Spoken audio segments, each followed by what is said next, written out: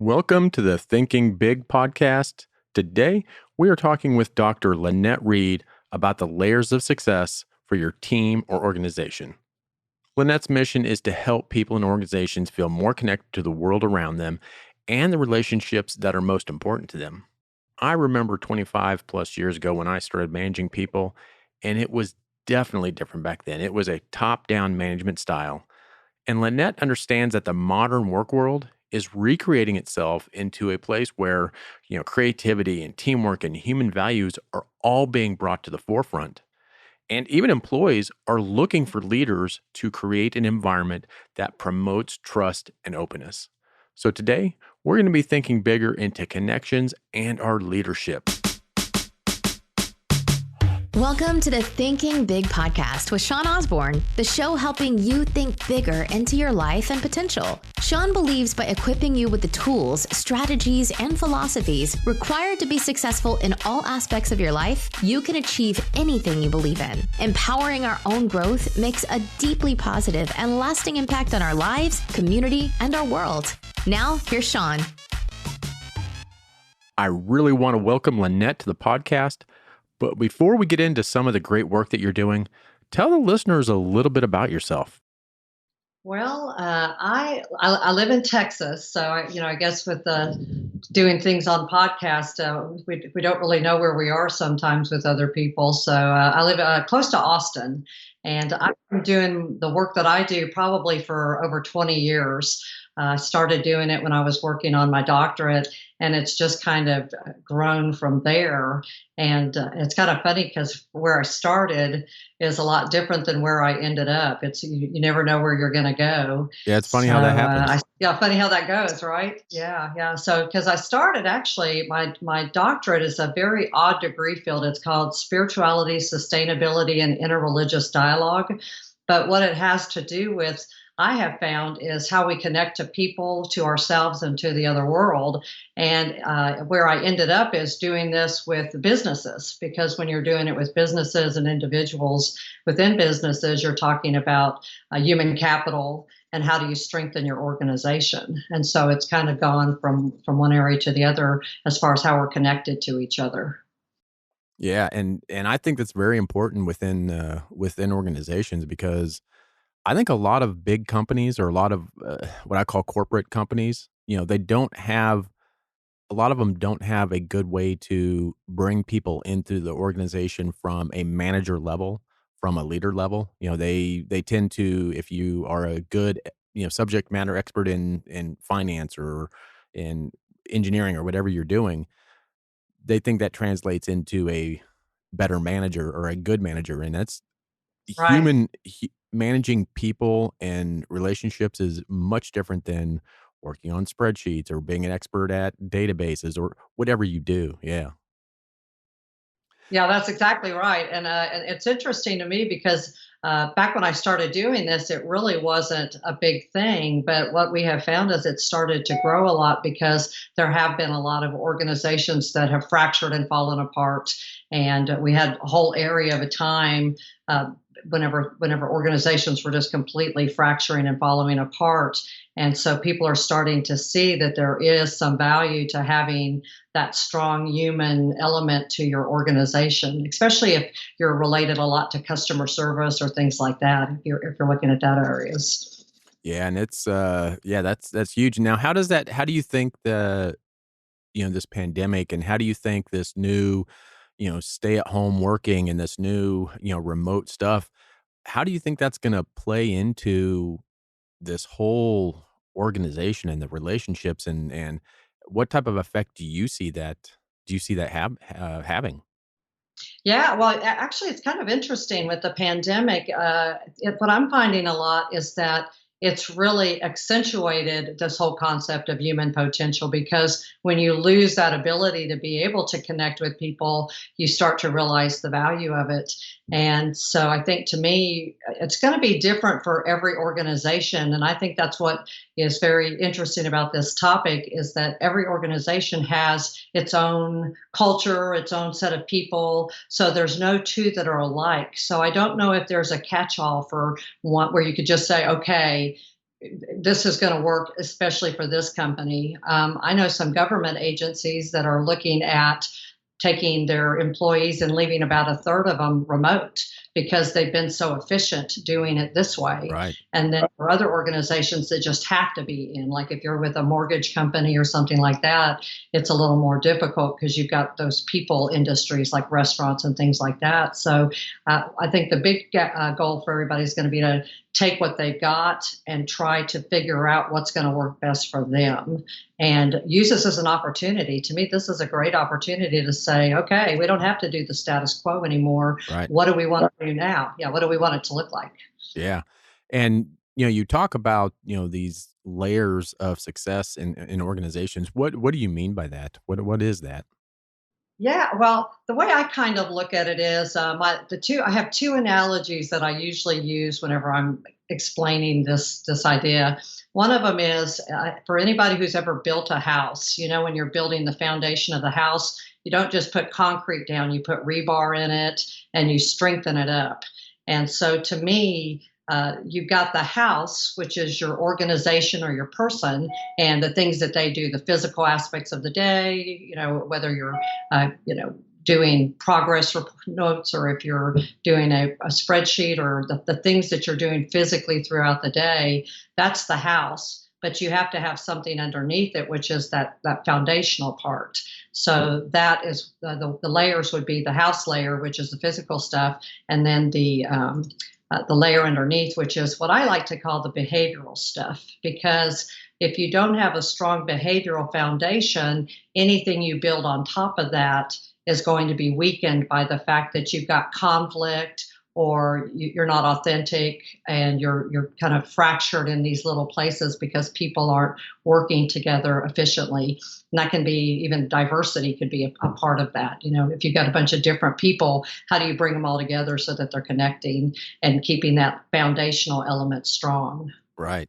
Yeah, and it's, to me it's this level of I don't know, teamwork, this level of, I don't think many companies put as much emphasis on human training as they do on technical training or job training. They don't necessarily train on the human relationships. And that, to me, it's like I have worked with teams that have been very fractured because the relationships are not good. And to me, you have to build the relationships with your organization, with your teams, for them to be effective. I think that's one of the most important things, more than technical. I put it this way, I would rather have someone who is a great team player on my team Right. than someone who is the best person at that job. I'd much rather have Exactly.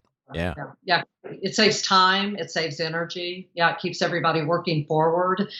So that's really what my work is trying to help people find those connectivities in order to make sure that they're working together efficiently. Because like you said, if you've got a team that's working together strongly, what does that look like? That's just Right. a wonderful place to start your team working. Right. So. And how do you build these layers into organizations? I mean, what types of things do you do?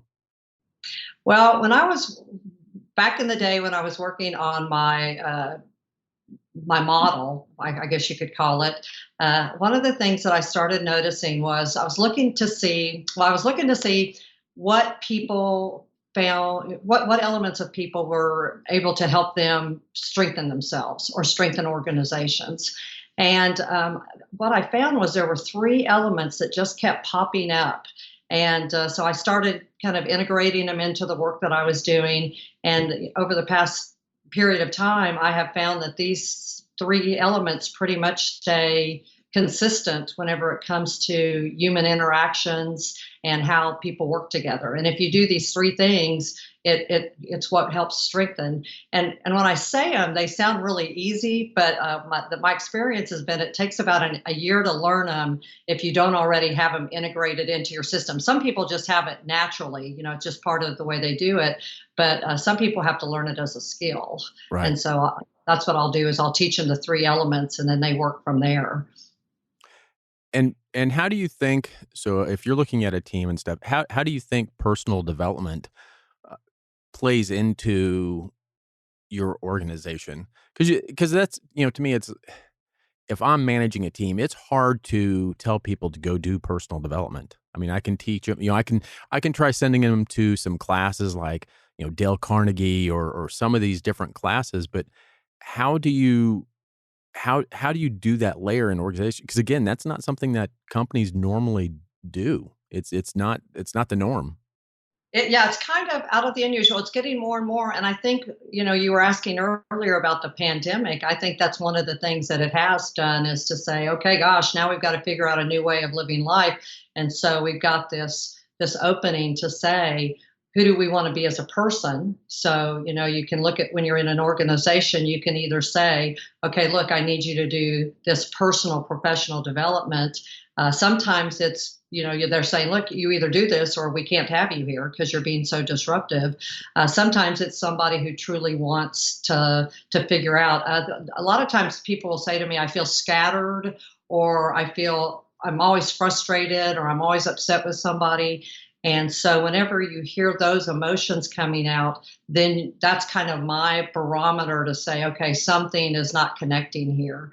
And so what I'll basically do is go find the story, because I think whenever you're talking about people and organizations, what you're looking at is, how do you balance value within the organization? We're valuing the money, we're valuing the business, we're valuing those things with the value of the people. How do we find that balance so that we're still making money and we're still making progress with our business, but we're also valuing the people that are, keeping things going, and how do we show them that? Right. And so I think you have to find organizations that are willing to do that, or they could become so fractured that they have to do something, or Right. they're going to, they'll die. Yeah. Yeah.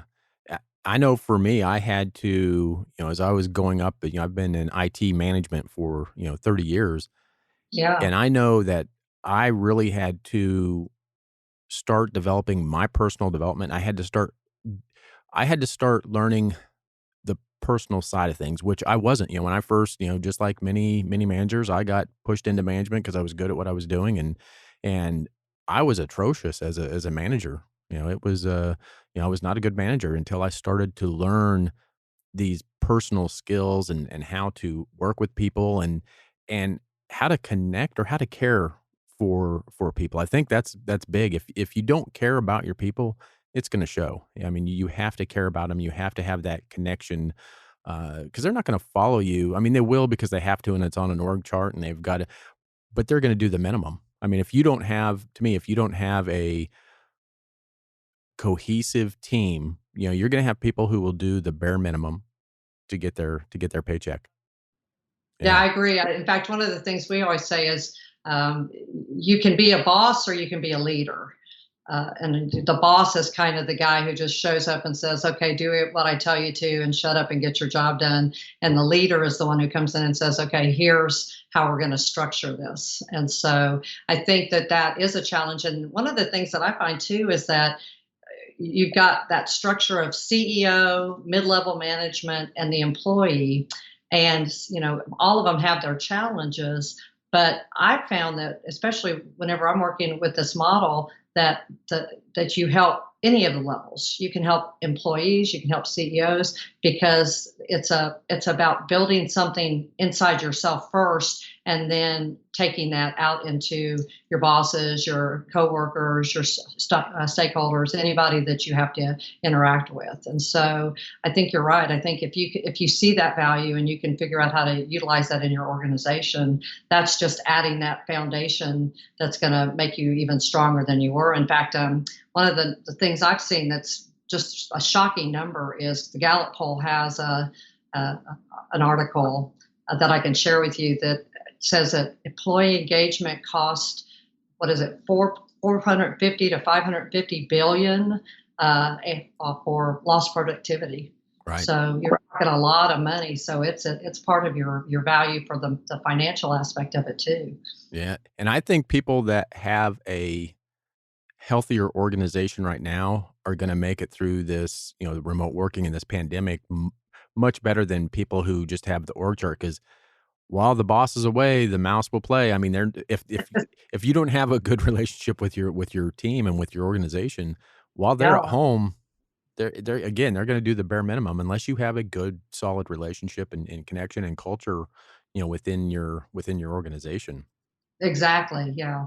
Yeah, and so I've always been someone who has been a critical thinker, and some people. What do you mean by critical thinker?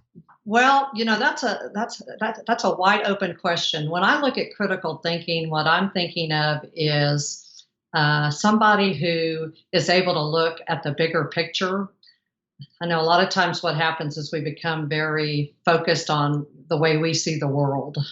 And if we believe that we're right and that this is the only way to look at it, it's really hard to kind of spread out and say, okay, here's all the different aspects of what's out there in the world, and here's all the possible scenarios. And so, how are we going to take what I think and what this person thinks and what this other person thinks and bring them together into some kind of a cohesive way of doing something? And so you're kind of talking about having a broader view of the world and being able to be open to other areas. Right. So that's right. Kind of the way I look at, yeah. Yeah, because sometimes when I look back and I try to be a critical thinker and ask why. I try getting all the perspectives and why this or why that. Sometimes it gets looked down upon that you're not a team player or you're not. It's like you're a Debbie Downer. You're negative when it's not. It's really just critical thinking, saying, okay, if this, Yeah. why this, why that, and that's, I think critical thinking is a much needed skill set, but I Mhm. think it's got to be done in the right way because again, it can be looked at as, you're just trying to, Be yeah, Yeah. Yeah, what I usually tell people is I'll say, okay, if we're gonna talk critically thinking what in that way, let's just do some brainstorming. And sometimes if it's a real resistant situation, I'll just say, okay, let's pretend fantasy land. Fantasy land, we can do whatever we want. We don't have to do it the old way. Fantasy land, what would you do? And then have everybody talk about Fantasyland, because then when you're in that fantasy land, you're in that creativity place where you get to think about things that you wish would happen that may not be happening, and things that you would like to see happening. And so you can kind of get into that more open area of thinking. And so that seems to work pretty well for the most part. Some people do not want to go to that place, though. They're very happy with staying in this is the one way to do it and this is the way we're going to do it. And you may not be able to change people like that. And I right, think that's part of when I talk about the model that I use. That's part of it, is being able to accept whenever you're just not going to be able to change somebody, and that doesn't change your value and it doesn't change the work you're doing. It's just something you have to put into the mix of how you're going to deal with that situation. It's right. a factor. Yeah. And I think you brought up a great thing on creativity. I mean, I think businesses who can't stay, especially in today's the way things are working today, is if you can't be creative and have these open discussions and be creative on what you do, how you do it, uh, I think you won't go very far in the new economy. Creativity is what's built the companies. Creativity is what started everything. And if you don't have that creativity within your organizations, you're not going to have much growth. Yeah, that's where all your possibilities are. Yeah, and so you have to kind of decide as an organization, what do I want that to look like? And I think this is a perfect time, because since everybody is in a reset mode, you can now say, okay, we're resetting, and now we're getting ready to go out and start something again. And when I go on LinkedIn, I see a lot of times they'll have feeds of what people are actually doing to try to change the way they're doing things, to include the sustainability aspect of it. A lot of towns and communities and countries are changing how they do their roadway systems, because everybody saw the dramatic drop in the air quality and things like that. Everything, the air quality got better, things like that, and so we got to see that very dramatically. And I think when you watch like They've got some of the celebrities are getting on and doing their feeds online. That's a whole different venue of lifestyle that we've never done before. Right. And so to me, if you think, okay, I've got this company, especially if you're a smaller company where you have a little bit more ability to be creative, this is a great time to say, okay, if I want to kind of strengthen my infrastructure, what do I need to do on the one layer, which is the physical stuff? Do I need new software? Do I need to think about doing remote, things like that? And then on the other level, saying, okay, what can I do to strengthen my people? What can I do to make that human capital? Because that's my foundational stuff. If I don't want my foundation to crack, then I need to really make sure that I've got that in place and see what works best, Right. and probably a lot of trial and error in that too. It's not going to be like the perfect time the first time, Right. And what do you see as the biggest, like when you go in and you start talking with people, what have you seen as being either the biggest issue or the biggest roadblock when you start talking with them? Well, normally when I'm brought in, the thing that's normally happening is conflict. There's normally a conflict between two people. Somebody is in conflict with themselves. There is a conflict within the organization and somebody else. And so everybody's frustrated, everybody's feeling scattered, whatever the word they're going to use. And so what I find is that you have to kind of dig in and figure out what's going on with that. And normally, what I do is I have three things that I have them start working on.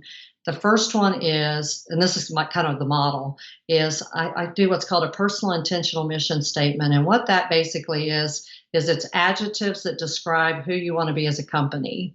So do you want to be friendly? And these are adjectives that you can actually take action on. You can take an action on it. It's not like happy, because sometimes we can't make ourselves happy, but it's things that are like, how do I want to interact with people? How do I want to interact with myself? Do I want to be kind to people? Do I want to be friendly, helpful? What are those words? Because that's going to define the culture of your organization. And it's also going to be your foundation. You're saying, okay, we've got this, we're going to put the rebar in the concrete, so to speak. And that's going to be these words. And so if I'm hiring people, I may ask them, okay, what do you want to be? What are some words to describe who you are as a person? How do you interact with people? Kind, friendly, whatever, and have them answer. And if their words match yours, that's a good kind of indicator for that. If there are people within the organization, then you can say, okay, let's get together as a team and decide what our words are going to be. Or if it's an individual, you say, okay, what are your words going to be for yourself? And that kind of builds the foundational structure. And then the second part of that is make sure your actions match those words and any commitments that you make. Because if you're talking authenticity, I believe the absolute best way to have authenticity is to have your words and actions match. Because if you think about those people who they say, yeah, I'm a nice guy, but then they, growl at everybody and are rude, then, Right. are you really going to believe, they kind of fracture. They put these little micro fractures in place. Whereas if you have somebody who truly is a kind person and that's all they do, even whenever there's a crisis going on, they stay kind. Think about how authentic they feel. And so the second part of that is kind of teaching them, okay, how do you do that? Because that's actually a pretty hard thing to do if you're not used to doing Yeah, it it. is. And I think that's something we struggle with, as a society. And then the final one is a little bit of an interesting one, and it's been revised a little bit, is it's not judging people as good or bad or wrong or right. Because what happens when you do that is it starts becoming this value battle. This person's better than me. This person's worse than me. So therefore they must be destroyed because I'm right and you're not, and so you get into these power struggles and ego struggles where if you can just say, you know what, it's okay for us to be different. This person believes this and I believe this. Well, that's okay. They're not good or bad or wrong or right. They're just different. And how do we take all of that information that we all have to share and bring it into the discussion?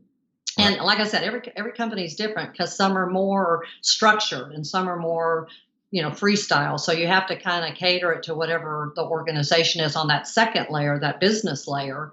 But everybody can have their words and actions match, whether you're a CEO or an employee, and everybody can choose words that are going to be how they connect to other people. And the more those synchronize within the organization, the better. You can just feel it, just me talking about it, how it kind of brings everything to more cohesion. Right. And so that's the end goal, is to get everybody to see, okay, if we're all doing this cohesion thing, then we're going to automatically come into this strong core, strong foundation. Right. And so you're using those three elements to kind of keep everybody on track. And they're good barometers, because if somebody's words and actions don't match, you automatically know that their actions, are probably where their true nature are. And you're going to start using that as your barometer instead of their words, because they're not matching. So there's that fracturing going on. Right. So that's kind of, in a nutshell, the first steps whenever I go in and start working with somebody, is kind of doing that little model there. Now, have you ever been dropped into the middle of such a big crap storm that you just said, I'm out? I'm not. That's a hard one. Yeah. Well, here's the way I look at that. I don't know if there's a good answer to that, because normally if they're so broken, I can try to help, but the way I tell them to kind of look at it is this. If you've got like a piece of glass or a piece of pottery, okay, and you've got these little microfractures, somebody's just tapping on it, and you get this little microfracture here, you get this little microfracture there. It'll hold together, it might weaken it, or the more you tap on it, the worse it's going to get. So the number of times you cause a microfracture is going to be the decision point for you as to when it's going to break. And so whenever you're talking about a company or even a person, if you don't have your words and actions match, that's a microfracture. If you don't have your words in place for the day, that could be a microfracture. If you judge somebody as good or bad or wrong or right, little microfracture, and you cause these little conflicts. So every time somebody gets frustrated or somebody gets upset, you're going to cause that little microfracture in your organization or your person. And so it's really kind of up to them what they want to do with how broken it is. Right. They have to decide, I've got this broken vase. Now, do I want to keep it or just go buy a new vase and start over again? and really only they can decide that. But, right. I kind of give them that visual to say, okay, where do you want to be with this? So, yeah, and a few microfractures, won't hurt it. Every company has a few of those here and there, but it's, how many you allow to happen that's going to cause whether it breaks or fractures, to the point of where it's injured, Now, on a scale of 1 to 10, how would you go into, like, for instance, The Office and Michael Scott, the TV show The Office? To me, that was a, yeah. I mean, that was a great show. I actually use a lot of their videos for my presentations, because they're perfect examples of what not to do. Yeah. So, absolutely. Yeah. Well, and the sad fact is there are some organizations you just really can't fix. You know what I mean? If they want to fix it, they will. If they don't, it's going to stay where it is. And the thing of it is you can have a company or an organization that has a number of fractures in it, but they still survive. They're just kind of broken. Right. You hear about big organizations, like big organizations that have been around for a long time, where they're just kind of limping along, but they haven't quite died yet, or they're trying to restructure and figure out what's going on so they can fix what's broken. I think that's a big challenge, is they forget to use that layer of the foundational, and they're trying to fix like the software and the reorganization of the people, but they haven't quite gotten that other element. And it's harder to do when you've got a bigger company, because you've got more people and more ideas and more differences and more diversity and things like that. So it becomes a little bit more of a challenge. Yeah, that reminds me of the book. I think it was Tim Collins, Good to Great, having the right people on the bus. Yeah. It's great to get people on the show that have the business background. I mean, I've been 30 years in management, so it's great to get people that do the core, to me, the core business stuff and working on leadership and working on, building a good organization. Cause again, I think that's so needed, everywhere. Cause you look at so many companies that have such a bad culture or such a bad organization that are, I mean, some of them are just vicious. It's, I don't see how a lot of people or how some of these companies even survive. I mean, they have no culture, no personal, feel of an organization. Yeah, yeah. And it shows through. And I mean, you can have a very successful company with a broken culture. It's just that you have to ask yourself, is that what you want your company to look like? Because if you've got a great product and you can get everybody to do the customer service aspect because they're, being paid a lot of money or whatever it is, you can have that culture. But I agree with you. I think the research they've done and what people see more and more is that if you've got that human element in place, nice and strong, it completely changes the way your company looks, feels. Yeah.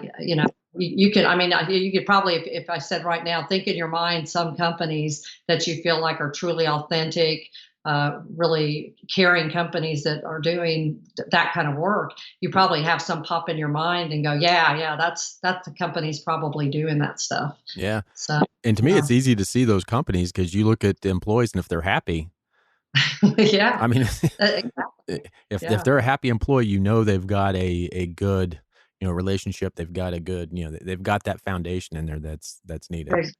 And if you Yeah, have, and the other challenge with that too is, sometimes you can have a company that's really good, that has they have a very good culture, but somebody comes in who doesn't have the same words or the right, same way of looking at the culture.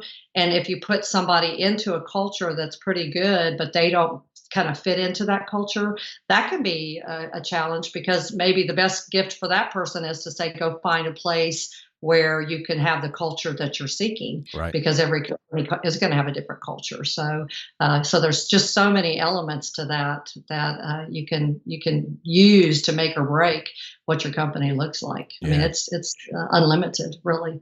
Yeah, So, it's like hiring in a virus. do what? It's like hiring in a virus Yeah, into the just something goes in like and that. Yeah. eats away at everything. Yeah. Oh yeah, think about that one business or that one team that has just that one person who, pardon me, who just doesn't fit in. Yeah. That person who just doesn't fit in, and uh, and they can take the whole company and turn it into a kind of chaos. So And the sad thing is most companies will promote them. yeah, that's exactly The right. the easiest way Yeah. to get rid of a bad employee is to promote them to another group. Yeah. Yeah, well, yeah, I was talking to somebody the other day, and we were talking. They have a boss that is what they would classify as dysfunctional. She isn't very organized. She doesn't. She's not very in the physical element. She doesn't keep everybody on track, and so everything's a little bit out of whack organizationally. And the whole team is like that. And so this one person comes in who's pretty efficient and likes to get things done and stay on track. And so she is viewed as the dysfunctional one because she's not dysfunctional.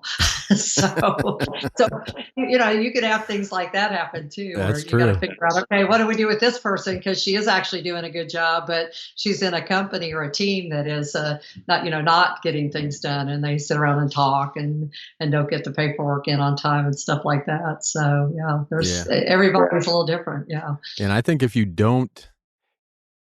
have a team of, good employees and a team of bad employees, if you don't deal with your poor performers or your bad employees, your good employees will leave That is, yes, and yeah, you're going to be stuck with just bad employees. I mean, you've got exactly. to deal You'll with have it. frustrated employees that are very good, and then a bunch of employees who aren't doing their job who are getting promoted. Yeah. Yeah. But Yep. that's the culture you're creating. Yeah. See, so that Yeah. goes back to that words and actions thing. Yep. If your actions are you're promoting people that are not getting their work done, then you've told the story of what your company is. Right. Just Yeah. with your actions there. So Yeah. you're like I said, you're creating that culture just by what you're doing with your actions. And you Absolutely. don't even have to plan it. It just Absolutely. happens. Yep. It's fate. Yeah, yeah, yeah. Yeah. And that's why I say to people, whenever I start working with them is if you're intentional about it, then you're going to grow something a little better. It's kind of like, I'm a gardener. So to me, I think of it like a garden. If you don't plan your garden out, you just take all the seeds and throw them out. That's what you're going to get if Yeah. put them in lines and, plan where they're going to go. So they're not next to things that aren't supposed to be planted by and stuff like that. You're going to have a different garden. And so you're really being intentional and deciding, how do I want this business to look? Do we want to be a kind business? Do we want to be friendly? Helpful? What are our words? And then saying, okay, if I'm measuring this person and how they fit in my culture, when I look at this person, how do they treat not only other employees and the customers, but how do they treat themselves? Because the big one we always forget is when you're talking about those words, you also have to use them for yourself. So you have to be kind to yourself, helpful, whatever that is, and find a way to balance that all out. And so that's a good measure for managers is if you've got an employee and they keep saying, yeah, I'll get that done. And they're, promising a bunch of good stuff, but then they do nothing. Well, you've got your answer right there. Their actions are telling you exactly what culture they're looking for and what they want to do out of their job. Right. And then you have to say, okay, they're not bad or wrong about that, but I need to move forward and say, how am I going to address this issue? And it's either ignore it or promote them or, put them in a box and say, okay, this is what I expect out of you. Or, we'll have to see if you fit in this company or not, Yeah. So, And most, unfortunately, a lot of companies that I see, they don't make that decision. A lot of times they just let that's it happen. Yep. Yeah. Yeah, just let it go. Yeah. Yeah. And then they complain about what they have. So, Absolutely. Yeah. yeah. So, to me, that's the big thing is you have to decide, do you want to move it forward or do you want to just be upset about it, Right. And I think that's a big challenge. And I think it's frustrating if you're mid-management because you really have no control except for yourself and what you're creating below you, as best you can if you're in a dysfunctional company where the higher ups are not seeing that these things need to change. Right. So I think, I think at all levels, employees, there's challenges for all of them. So how do people get in touch with you? I mean, we'll put all the stuff in the show notes, but how do they get in touch with you? The two easiest ways are my website, which is expectations with an S on the end of it, with the number 2 reality, expectations2reality.com.